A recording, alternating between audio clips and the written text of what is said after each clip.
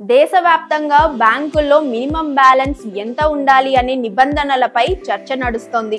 Private bank అయిన ICICI మొదట కొత్త ఖాతాలను మెట్రో ప్రాంతాల్లో 50,000 మినిమం బ్యాలెన్స్ తప్పనిసరి అని ప్రకటించింది.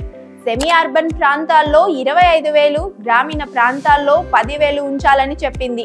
కానీ ఈ నిర్ణయం కస్టమర్లలో తీవ్ర ఆగ్రహానికి కారణమై విమర్శలు రావడంతో ఐసిఐసిఐ బ్యాంక్ చివరికి ఈ నిర్ణయంపై వెనక్కి తగ్గింది.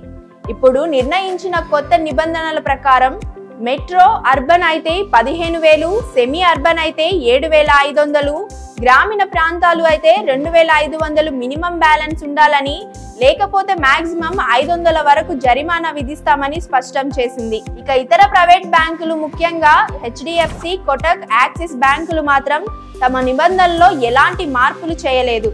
హెచ్డిఎఫ్సి బ్యాంకుల్లో సాధారణ సేవింగ్స్ ఖాతా కోసం 10,000 రూపాయలు సేవింగ్స్, మాక్సిమం ఖాతాల్లో 25 రూపాయలు మినిమం బ్యాలెన్స్ తప్పనిసరి.